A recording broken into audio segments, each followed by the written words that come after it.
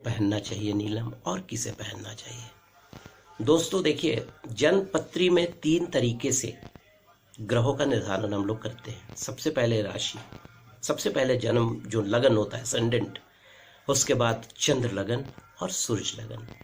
लेकिन जो प्रायोरिटी होती है वो असेंडेंट पर होती है, जिसको जन्म लगन कहते हैं, लगन चक्र कहते हैं, क्योंकि वही आपके शरीर का निर्धारण करता है। क्योंकि चंद्रमा मन को रिप्रेजेंट करता है, सूर्य आत्मा को रिप्रेजेंट करते हैं, लेकिन जो होल बॉडी है उसको रिप्रेजेंट आपका वो 12 जो खाना होता है कुंडली का, जन्मपत्री का, वो करता है। तो सबसे पहले चर्चा करते हैं मेष लगन के लिए। अगर किसी भी आदमी का मेष लगन हो तो शनि जो होते हैं दशम और एकादश के स्वामी हो जाते हैं। तो दशम अपने आप में सबसे शुभ केंद्र माना जाता है, लेकिन एकादश को बहुत शुभ नहीं माना जाता है।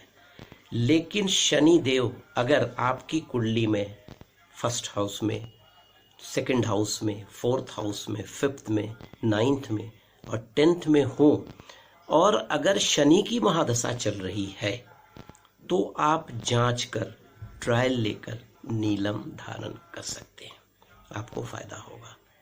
आइए चर्चा करते हैं वृष लगन। देखिए, वृष लगन में शनि जो होता है सबसे इफेक्टिव और सबसे कारक ग्रहों में एक होता है। पूछिए कैसे? क्योंकि ये 9वें और 10वें घर के स्वामी होते हैं। अगर किसी की कुंडली में शनि देव 10वें घर में बैठ जाए तो 9व 10व का संयोग हो गया, वो आदमी छोटा हो ही नहीं सकता है। और मेरा अपना कहना है कि ऐसे जातक को नीलम हमेशा धारण करना चाहिए। और नीलम के साथ एक जल तत्व का कोई पत्थर धारण कीजिए, हीरा कर लीजिए, पन्ना कर लीजिए, ये उनके लिए कवच का काम करेगा और जिंदगी भर ये काम करेगा। नीलम वृष वाले को हमेशा पहनना चाहिए। हाँ, एक बात जरूर ध्यान रखें कि अगर शनि देव कभी ट्रांजिट करने के बाद मेष राशि में आ जाएं तो वृष लगन वाले के लिए फिर वो 12वां घर की स्थिति हो जाएगी। तो वहाँ पर थोड़ा सा सावधानी देना है। उस दिन नीलम 2.5 साल के लिए उतार दे तो अच्छा होगा, क्योंकि 12वें घर में शनि की उपस्थिति अच्छी नहीं होती है और उसका रत्न भी धारण करना श्रेष्ठकर नहीं होता है। अब आइए चर्चा करते हैं मिथुन लगन के लिए। देखिए, मिथुन लगन की कुंडली में शनि देव अष्टम और नवम के स्वामी होते हैं, और नवम का जो स्वामी होने के कारण उनकी जो मूल त्रिकोण राशि होती है, जो कुंभ की राशि होती है, वो पड़ती है 9वें घर में। तो आप मतलब इसमें मैं मानूंगा कि ये नीलम एक अच्छा प्रभाव दिखा सकता है। अगर शनि की महादशा चल रही हो तो ट्रायल करके यू कैन वियर नीलम, आप नीलम पहन सकते हैं, इसमें कोई शक नहीं। ठीक है, आइए अब चर्चा करते हैं कर्क पर और चर्चा करते हैं। देखिए, कर्क लगन में बिना सोचे समझे नीलम या शनि का कोई पत्थर कभी भी धारण करना नहीं चाहिए, क्योंकि कर्क लगन में शनि देव जो होते हैं सप्तम और अष्टम इस दोनों घर के स्वामी होते हैं। और जो कर्क लगन में जो चंद्रमा, जो कर्क लगन का स्वामी होता है, कर्क लगन में शनि और चंद्रमा में मित्रता भी नहीं होती है। और अगर आपने कर्क लगन है, आपका कर्क राशि है आपका, अगर आपने बिना सोचे समझे नीलम का धारण कर लिया तो प्रॉब्लम हो सकता है। तो कर्क लगन वाले को टाटा बाय बाय कर दीजिए, मत पहनिए। हाँ, मंत्रों का जाप आप कर सकते हैं शनिदेव को खुश करने के लिए। द सेम स्थिति सिंह लगन में भी आती है, क्योंकि सिंह लगन में शनिदेव 6ठे और 7वें घर के स्वामी हो जाते हैं। 6ठा घर रोग और शत्रु का होता है और 7वां घर मार्केश भी माना जाता है। ठीक है, तो सिंह लगन वाले भी शनि का कोई पत्थर धारण नहीं करें। और कन्या लगन वाले के लिए एक अच्छा संकेत होता है, क्योंकि पंचम और षष्टम दोनों घर के स्वामी शनिदेव होते हैं। तो पंचम तो अच्छा माना जाता है, लेकिन षष्टम अच्छा नहीं माना जाता है। तो फर्स्ट हाफ अगर शनि की महादशा चल रही हो तो आप नीलम धारण कर सकते हैं, बिल्कुल कर सकते हैं, बट ट्रायल करके, क्योंकि अगर वो ट्रांजिट के अनुसार 6ठे घर में चले गए तो फिर देर में भी प्रॉब्लम्स। और तुला वाले आजीवन नीलम धारण कर सकते हैं। उसका कारण बहुत सिंपल है, चतुर्थ और 5वें घर के स्वामी होते हैं शनिदेव, लग्नेश शुक्र के मित्र भी होते हैं। इसीलिए तुला लगन वाले अगर नीलम, हीरा और पन्ना एक साथ धारण करते हैं तो उनके जिंदगी के लिए अति उत्तम। और शनि की महादशा में तो बिल्कुल धारण करना है उनको। वृश्चिक वाले को बोलूंगा नहीं पहनिए, कारण दूसरे घर का और तीसरे घर का स्वामी होता है। दूसरे और तीसरे घर में दूसरा मार्केश भी हो सकता है धनु लगन वाले के लिए और वृश्चिक लगन वाले के लिए। और धनु वाले भी नहीं पहने, वृश्चिक वाले भी नहीं पहने। मकर लगन वाले सेकंड हाउस का स्वामी भी हो जाता है, लगन का भी स्वामी होता है।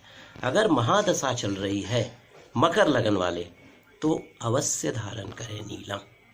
और कुंभ में देखिए मूल त्रिकोण जो राशि होती है कुंभ राशि की, वो लगन में पड़ती है। तो अगर शनि की महादशा चल रही है या आप हमेशा जिंदगी भर के लिए भी आप नीलम धारण कर सकते हैं। बट उसमें एक बात ध्यान रखना है, शनि देव अगर ट्रांजिटरी पोजीशन के अनुसार 12वें घर में आ जाते हैं, जैसे कुंभ लगन के लिए वो मकर राशि हो जाएगा। अगर मकर राशि में आ जाते हैं तो थोड़ा सावधानी रखेंगे, उतार देंगे। और शनि जिंदगी भर कुंभ लगन वाले के लिए कवच का काम करते हैं। अब मीन में मेरा जो अपना मानना है, मेरा जो अपना ज्योतिष करता है, धारण न करे नीलम, दूसरे पत्थर है उसको पहने, जरूरी नहीं कि नीलम पहना जाए। अब देखिए शनि के बारे में कुछ और बात कर लेता हूँ। शनि के बारे में ये वायु तत्व के पत्थर होते हैं, वायु तत्व का स्टोन है, ठीक है।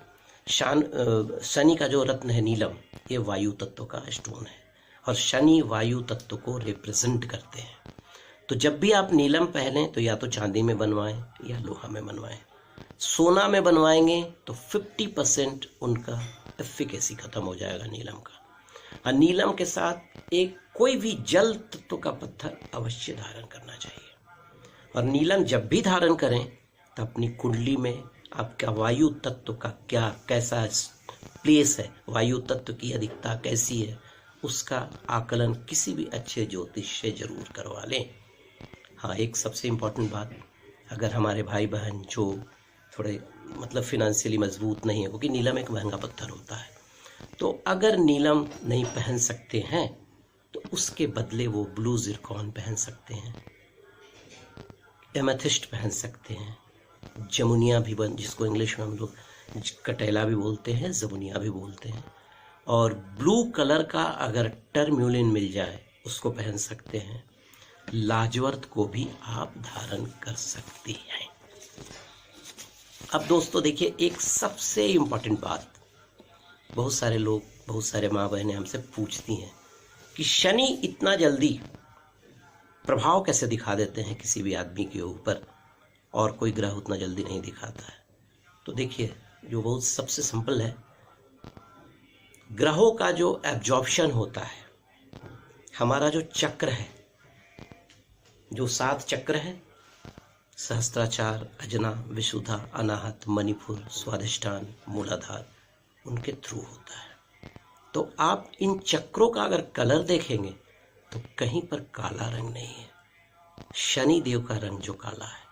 दूसरा, इन जो सहस्त्राचार हैं उनका रंग होता है बैगनी, उसके बाद अजना जो है उनका रंग होता है नीला, उसके बाद ये जो हमारे विशुद्धा जो है उनका रंग होता है आसमानी, उसके बाद अनाहत का हरा, मणिपुर का पीला, स्वाधिष्ठान का नारंगी और जो मूलाधार, जो स्पाइनल कॉर्ड का जो जॉइंट होता है उसका लाल होता है।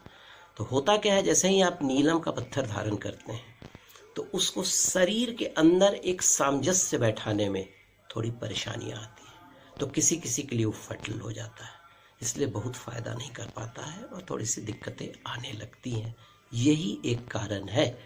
लेकिन अगर वो शरीर से तारतम्य बैठा लिया, सिंक्रोनाइज कर गया, तो समझ लीजिए फिर आपकी बल्ले बल्ले। तो दोस्तों एस्ट्रो अमरेंद्र में आज के लिए इतना ही।